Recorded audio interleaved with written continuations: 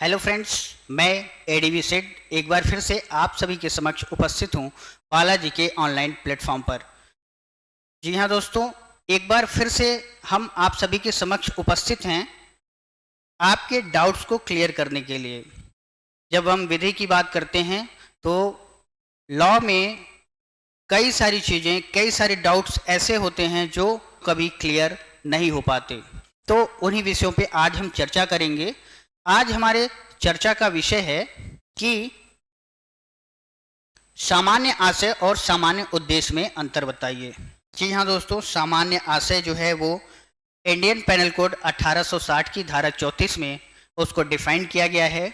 और सामान्य उद्देश्य की अगर हम बात करें तो सामान्य उद्देश्य भारतीय दंड संहिता 1860 यानी कि आईपीसी की धारा 149 में प्रावधानित किया गया है। अगर हम देखें तो सेक्शन 34 बात करता है सामान्य आशय को अग्रसर करने में कई व्यक्तियों द्वारा किया गया कार्य। तो इसको यदि हम देखते हैं तो यहाँ पे बताया गया है कि सामान्य आशय का अर्थ जो है वो है पूर्व मस्तिष्कों का मिलन।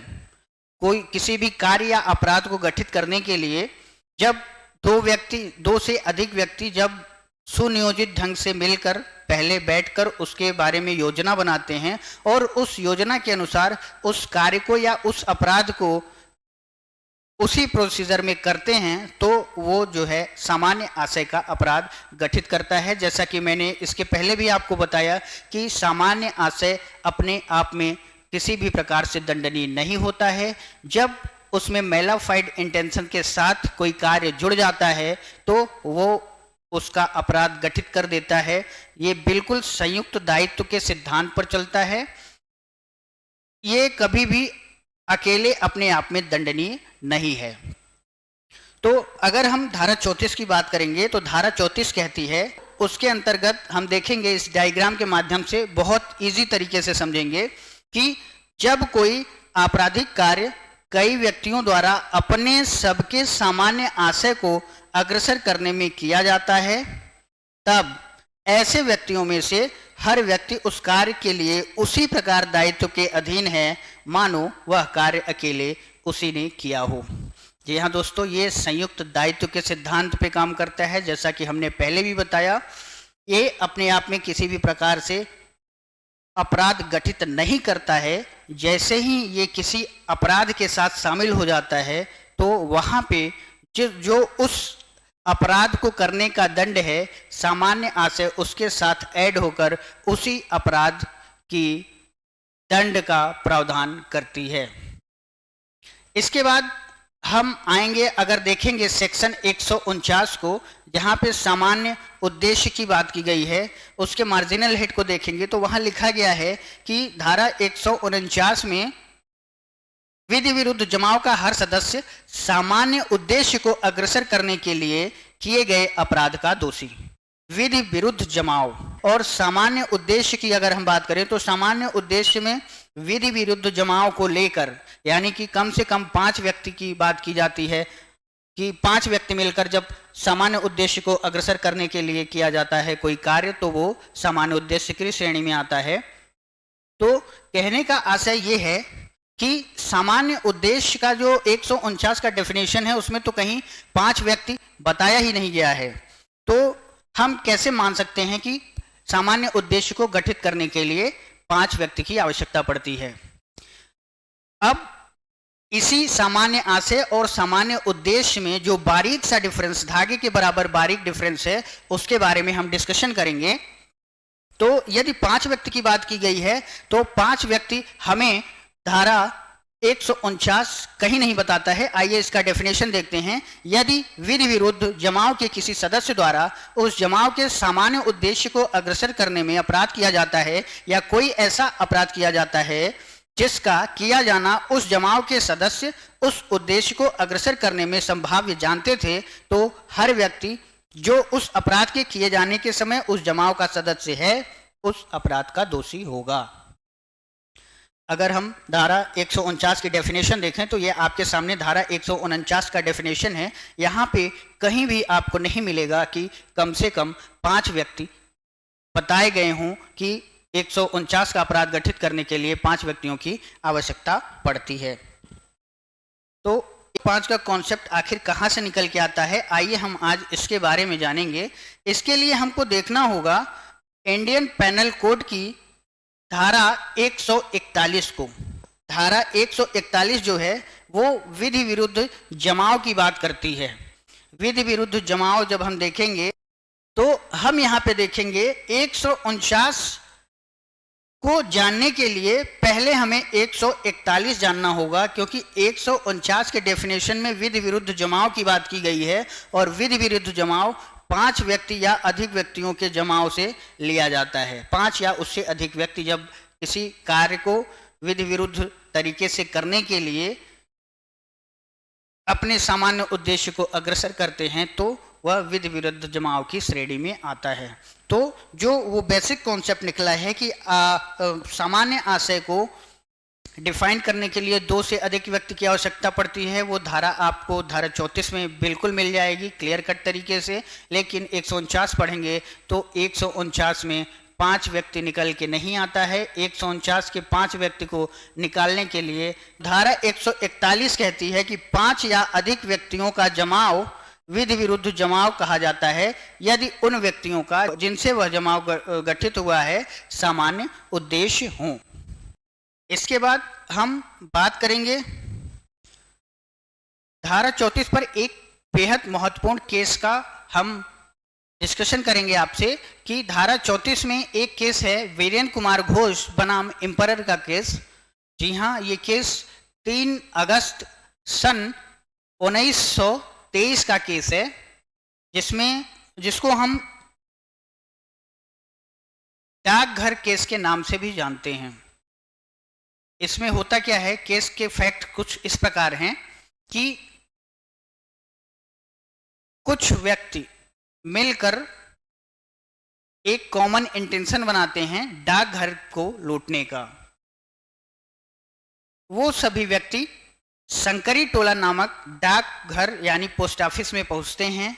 वहां पे जो वहां का एंट्रेंस था वो एक आंगन से होकर कमरे की तरफ जाता था, जहां पे सब पोस्टमास्टर बैठकर पैसे की काउंटिंग कर रहे थे। तभी ये सारे व्यक्ति वहां पर उपस्थित होते हैं और उस सब पोस्टमास्टर से पैसे की डिमांड करते हैं और गोली चला देते हैं। गोली चलाने के बाद फिर बिना पैसे लिए हुए सभी व्यक्ति वहां से फरार हो जाते हैं। वीरेंद्र कुमार घोष के पीछे जो है उनको पकड़ने के लिए डाकघर के अन्य कर्मचारी उनका पीछा करते हैं। इस दौरान वीरेंद्र कुमार घोष कई गोलियां चलाते हैं लेकिन किसी भी व्यक्ति को क्षति नहीं होती है और लास्ट में डाकघर के कर्मचारियों द्वारा वीरेंद्र कुमार घोष को पकड़ लिया जाता है। न्यायालय में जब केस का विचारण किया जाता है तो वहां पे वीरेंद्र कुमार घोष ने अपने बचाव में कहा कि मैंने गोली नहीं चलाई और ना ही मेरे गोली से किसी की मृत्यु कारित हुई है, मैं तो बस दरवाजे पे खड़ा था, हमने किसी की हत्या नहीं करी है। न्यायालय ने कहा कि नहीं, दरवाजे पे खड़े होना या निगरानी करना भी जो है संयुक्त दायित्व के श्रेणी में आता है। धारा 34 के अंतर्गत चूंकि आपने पूर्व नियोजित ढंग से योजना बनाई और उसके साथ उसको एग्जीक्यूट किया, उसके साथ उसको जो है कार्यान्वित किया, ऐसे कंडीशन में आपने जो है धारा 34 संयुक्त दायित्व का अपराध किया। 302 के साथ धारा 34 जुड़ जाएगी और आपने जो है संयुक्त दायित्व होने के नाते धारा 34 के साथ साथ 302 का अपराध किया है। तो कहने का मतलब ये है कि अगर कोई धारा 34 के साथ जुड़ती है तो व्यक्ति ने कार्य किया है या नहीं, यदि उसने पूर्व मस्तिष्क का मिलन करने के बाद अगर किसी कार्य की तरफ वो आगे बढ़ा है तो उसने जो है अपराध कारित कर दिया है। जिस अपराध को करने की योजना बनाई गई थी धारा 34 वही अपराध के दायित्व से जोड़ती है और उसी अपराध के दंड से उस व्यक्ति को दंडित किया जाएगा। दोस्तों इसी विषय पे एक दूसरा केस बहुत इंपॉर्टेंट है जो सामान्य आशय और उद्देश्य को वर्णित करता है, दोनों के बीच डिफरेंस को बताता है। तो आइए हम देखते हैं महबूब शाह बनाम एम्परर का केस। जी हाँ दोस्तों, ये केस 25 अगस्त 1943 का है, महबूब शाह बनाम एम्परर का केस। आइए हम इस केस के फैक्ट के बारे में जानते हैं। जी हाँ दोस्तों, फैक्ट कुछ इस प्रकार है कि एक व्यक्ति अल्लाहदीद जो अपने मित्र हमीदुल्लाह के साथ अपने घर से सिंधु नदी के किनारे नरकुल काटने के लिए जाता है। नरकुल एक ऐसा पौधा है जिससे चटाइयाँ वगैरह बनाई जाती हैं। तो वो अपने घर से हमीदुल्लाह के साथ जो है नरकुल काटने के लिए निकलता है। रास्ते में सिंधु नदी के किनारे वली शाह नामक व्यक्ति के पिता मोहम्मद हुसैन शाह स्नान करते रहते हैं। उन्होंने अल्लाहदाद को अपने खेत से नरकुल काटने के लिए मना किया। अल्लाहदाद सिंधु नदी के किनारे जाते हैं और मोहम्मद हुसैन शाह के खेत से नरकुल काटने लगते हैं। काटने के बाद जैसे ही वो अपने नाव पे उस नरकुल के पेड़ों को रखते हैं, इतने में मोहम्मद हुसैन शाह के भतीजे गुलाम कासिम शाह वहाँ पहुँच जाते हैं और कहते हैं कि आपने जो हमारे खेतों से नरकुल के पेड़ काटे हैं, आप उन्हें मुझे वापस कर दीजिए। ऐसा कहने पर अल्लाहदाद जो थे वो नरकुल के पौधे देने से मना कर देते हैं। फलस्वरूप मोहम्मद कासिम शाह जो है अल्लाहदाद के ऊपर लाठियों से प्रहार कर देते हैं। अल्लाहदाद लाठियों के प्रहार से बच जाते हैं एवं अपनी नाव में रखे हुए बांस के डंडे से मोहम्मद कासिम के ऊपर प्रहार करने लगते हैं। बचाव के लिए मोहम्मद कासिम वहीं से आवाज लगाकर चिल्लाते हैं। तभी वहां पर वली शाह और महबूब शाह भरी हुई बंदूक लेकर पहुंच जाते हैं और उनको देखकर अल्लाहदाद और हमीदुल्लाह वहां से भागने लगते हैं। लेकिन वली शाह अल्लाहदाद के ऊपर गोली चला देते हैं और परिणाम स्वरूप उनकी मृत्यु हो जाती है, जबकि महबूब शाह ने हमीदुल्लाह के ऊपर गोली चलाई जिससे वह जख्मी हो जाता है। इस संबंध में केस न्यायालय में प्रस्तुत किया जाता है। न्यायालय ने महबूब शाह को धारा 34 के अंतर्गत, धारा 34 और 302 के अंतर्गत हत्या करार दोषी ठहराया।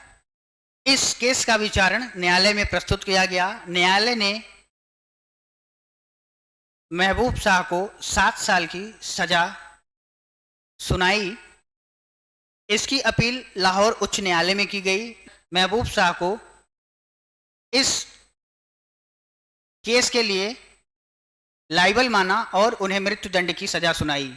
इसकी अपील महबूब शाह द्वारा प्रीवी काउंसिल के यहाँ किया गया। काउंसिल ने उनके अपील को स्वीकार किया और सजा को रद्द कर दिया और न्यायालय ने निम्नलिखित मत व्यक्त किया। अतः हम ऐसा कह सकते हैं कि जब तक धारा 34 के अंतर्गत किसी भी पूर्व मस्तिष्क का मिलन, यानी कि पहले से कोई योजना बनाकर कार्य ना किया जाए, तब तक वो धारा जो है 34 दायित्व का गठन नहीं करती है। और उद्देश्य को हमने देखा महबूब शाह के केस में कि उनका उद्देश्य मोहम्मद कासिम शाह को बचाने का था, भले ही उनको गोली चलानी पड़े, लेकिन उन्होंने इसके पहले बिल्कुल कोई योजना नहीं बनाई थी कि ऐसा कहा जा सके कि उनका कॉमन इंटेंशन था अल्लाहदाद या हमीदुल्लाह के ऊपर प्रहार करने या उनके मृत्यु कारित करने का। तो कुल मिलाकर अगर हम डिफरेंसेस की बात करेंगे तो हम यह कह सकते हैं कि धारा 34 का अपराध गठित करने के लिए कम से कम हमें 2 व्यक्तियों की आवश्यकता होगी, क्योंकि एक अकेला व्यक्ति कोई भी मस्तिष्क का मिलन नहीं कर सकता। जब तक दो मस्तिष्क नहीं मिलेंगे धारा 34 का गठन नहीं होगा। जबकि धारा 149 की बात की जाए तो उसमें कम से कम 5 व्यक्ति या 5 से अधिक व्यक्तियों का होना अत्यंत आवश्यक माना जाएगा उद्देश्य यानी 149 का अपराध गठित करने के लिए। धारा 34 के अंतर्गत सभी व्यक्तियों का सामान्य आशय जो है वो कार्य करते समय एक होना चाहिए। जबकि धारा 149 की बात करेंगे तो वहां पर उनका उद्देश्य तो एक है लेकिन उनका आशय एक हो ऐसा जरूरी नहीं है। दूसरी बात हम करें तो सामान्य आशय में सभी व्यक्तियों का वास्तविक या अन्वयिक योगदान होना आवश्यक होता है। जबकि धारा 149 में बिल्कुल ऐसा जरूरी नहीं है कि किसी व्यक्ति के विधि विरुद्ध जमाव में किसी सदस्य का कोई योगदान हो, केवल सदस्य होना ही पर्याप्त माना जाएगा।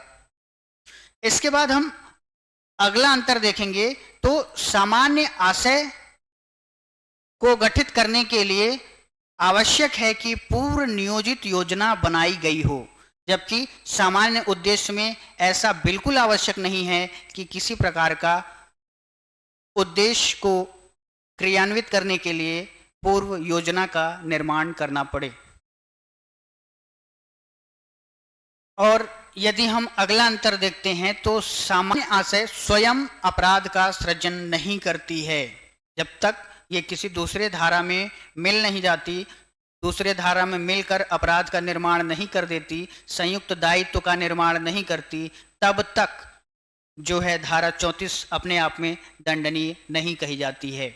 जबकि धारा 149 जो है वो सामान्य उद्देश्य के बारे में प्रावधान करती है और वो अपने आप में दंडनीय बनाई गई है। धारा 149 स्वयं अपराध का सृजन करती है। तो दोस्तों आज हमने देखा धारा 34 और 149 के बीच में डिफरेंस। इसको हम सरल भाषा में समझेंगे कि धारा 34 का कोई अपराध कोई व्यक्ति करने जा रहा है, उस अपराध को करने के लिए दो व्यक्तियों ने मिलकर पहले योजना बनाई कि मैं उस व्यक्ति को पीछे से पकड़ लूंगा और तुम उसकी हत्या कारित कर देना। ऐसे कंडीशन में एक व्यक्ति ने उसको पीछे से पकड़ा और दूसरे व्यक्ति ने उसकी मृत्यु कारित कर दी।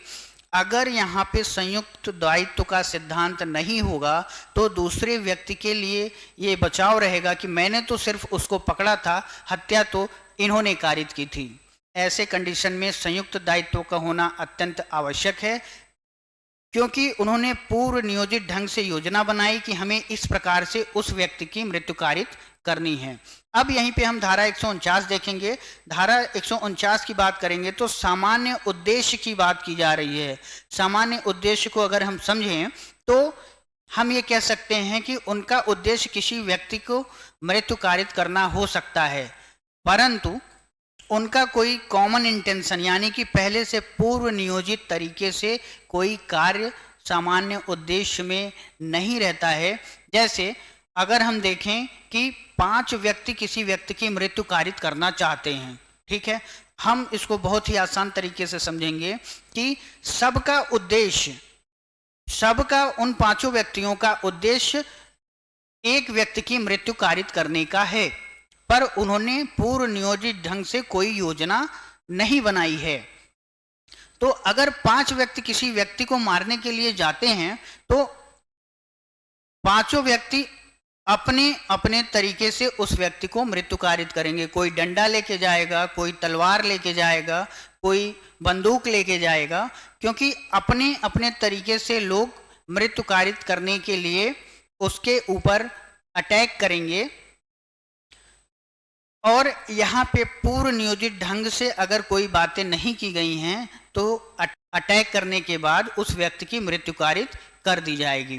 तो कहने का आशय यह है कि उद्देश्य जो है, उद्देश्य किसी व्यक्ति को मृत्यु कारित करने का हो सकता है, लेकिन 5 व्यक्ति मिलकर सुनियोजित ढंग से धारा 34 का अपराध गठित नहीं कर सकते।